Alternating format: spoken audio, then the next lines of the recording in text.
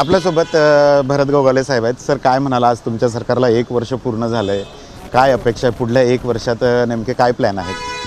Plan आता government जे आम्ही ठरवू की लोकांच्या गोरगरिबांच्या हितासाठी जे जे काय करता येईल ते आम्ही करायचा प्रयत्न करतो आहे.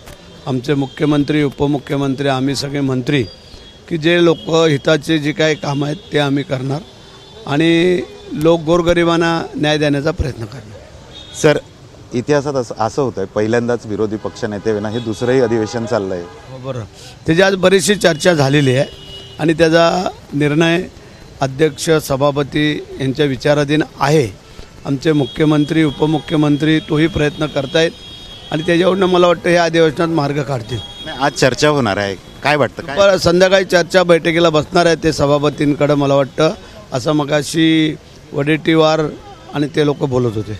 यावर्षी राज्यात अतिवृष्टी झाली, मोठ्या प्रमाणात शेतकरी हा पिचलेला आहे, काय वाटतं शेतकऱ्यांना कोणता दिलासा मिळेल? जेवढी जशी मदत करायची आहे ती करायचा आम्ही प्रयत्न करतो आहे. त्याच्यामुळे शासनाकडून गरिबांना कोणालाही विटी धरलं जाणार नाही आहे. जेवढी ज्या ज्या वेळेला आपत्ती आली त्या त्या वेळेला सरकारने आपल्या मदत केलेली आहे आणि हे सरकार शेतकऱ्यांचं, गरिबांचं सरकार आहे. त्याच्यामुळे काळजी करायचं कारण नाही. उद्धव ठाकरे म्हणतात की जर विरोधी पक्षनेतेपद देत नसाल तर उपमुख्यमंत्रीपदसुद्धा रद्द करावं. ठीक आहे ना, तर प्रत्येकाला आपापला बोलण्याचा अधिकार, हक्क आहे. ते त्यांच्या परीने बोललेले आहेत. काय करायचं आणि काय नाही ते आमचे मुख्यमंत्री, उपमुख्यमंत्री ठरवतात. तर नक्कीच विरोधी पक्षनेतेपदावर निर्णय हे वरिष्ठ घेतील आणि त्यानुसार आज यावर निर्णय होण्याची शक्यता आहे, असं भरत गोगावले म्हणतात. Cameraman Shantaram sir, doctor Sanjay Mahajan, ABP माझा, नागपूर.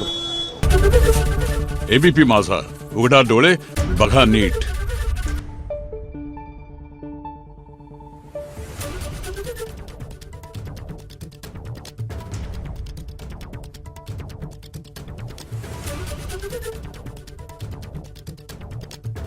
Thank you.